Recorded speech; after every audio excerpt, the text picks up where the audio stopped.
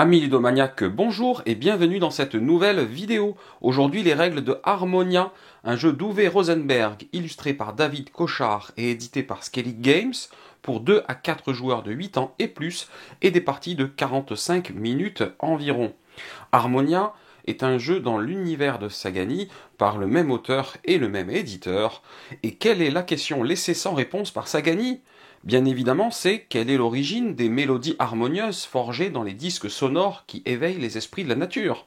Harmonia répond à cette question pour vous, alors que vous incarnez des enfants de la nature, de mignons petits gnomes, des yétis à fourrure, des cyclopes sautants et des pieuvres humides, et que vous parcourez divers paysages et chemins à travers la nature. En chemin, vous trouverez les plus belles et mélodieuses harmonies que vous forgerez dans des disques sonores en accomplissant des tâches dans le temple des nuages, où leur véritable magie harmonique se révèle. Voici le matériel du jeu. Vous avez un plateau de jeu, un plateau de dés, 7 dés, 16 tuiles temple et 24 disques sonores, 6 par couleur de joueur.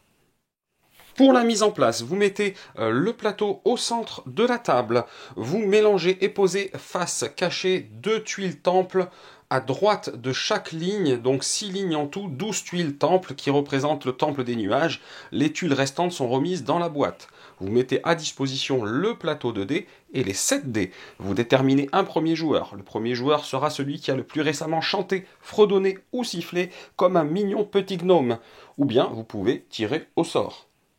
Le deuxième joueur devra avancer son disque sonore sur 3 x 2 sur cette ligne, et vous voyez c'est indiqué deuxième joueur. Le troisième joueur, s'il y en a un, mettra son disque sonore sur le 3 x 3 de cette ligne-là, et vous voyez encore une fois indiqué 3, et le quatrième joueur aura droit lui à 2 emplacements, le 2 x 4 avec indiqué 4 joueurs, et le 2 x 5 avec indiqué 4 joueurs également.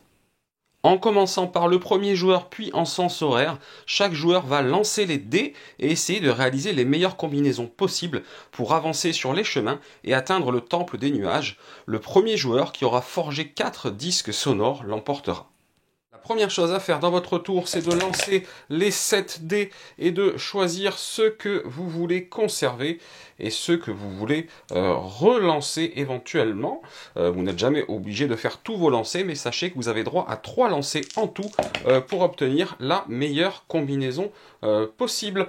Et surtout, après votre premier ou votre deuxième lancer, vous pouvez choisir de récupérer des dés que vous aviez conservés pour effectuer votre nouveau lancer. C'est tout à fait possible. Une fois que vous avez effectué vos 3 lancers au maximum, vous ne pouvez plus lancer et vous devez essayer de maximiser ce que vous avez eu dans votre lancer.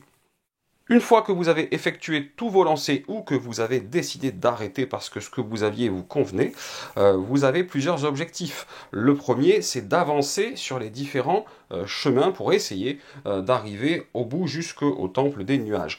Selon le nombre de dés que vous avez obtenus d'un même type, à savoir 2, 3 ou 4 dés, vous allez pouvoir avancer soit au milieu d'un chemin, soit directement au bout.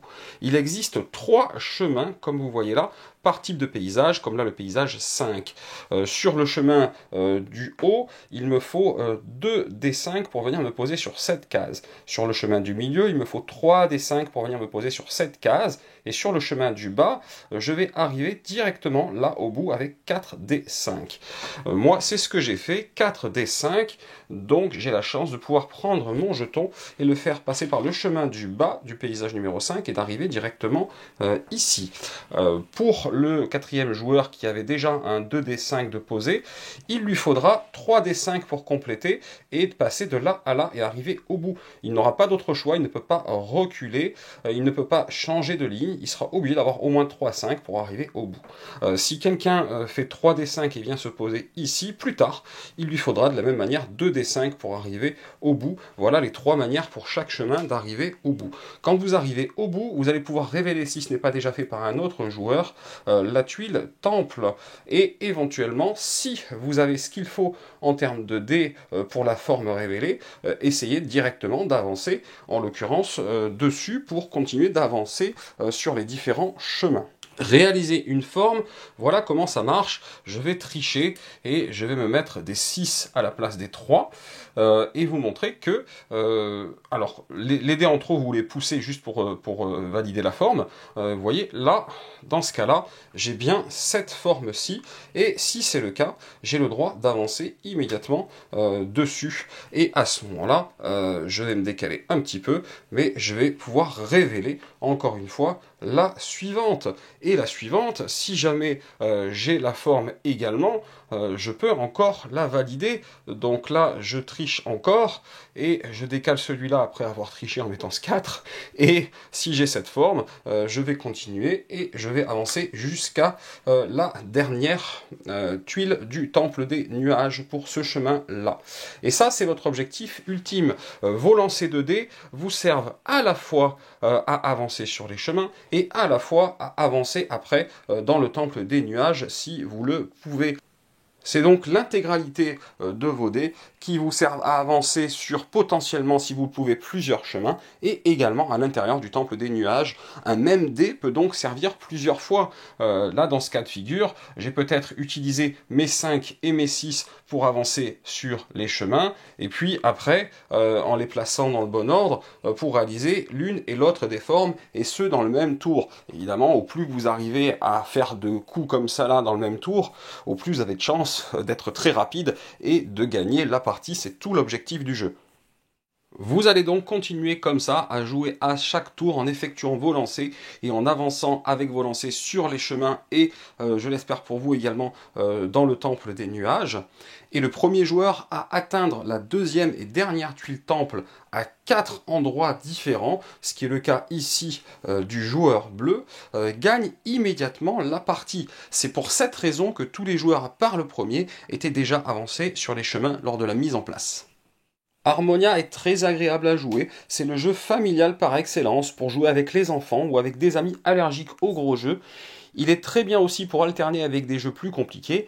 Le principe des dés qui sont utilisables à la fois pour avancer sur les chemins et réaliser les formes du temple des nuages est excellent. Cela oblige à faire des choix entre arriver à avancer ou réaliser une forme bien souvent. Et quel plaisir quand vous arrivez à faire les deux ou réaliser plusieurs formes dans le même tour. J'espère donc que comme pour Sagani, il sera édité en France, mais si comme moi vous êtes impatient de l'essayer, vous pouvez vous le procurer sur le site de l'éditeur. Comme d'habitude, si cette vidéo vous a plu, vous n'hésitez pas, vous mettez un petit pouce vers le haut, ça fait toujours plaisir, et vous cliquez là, en bas à gauche, pour vous abonner à la chaîne si ce n'est pas déjà fait. Et chers amis ludomaniaques, je vous dis à très bientôt pour une prochaine vidéo.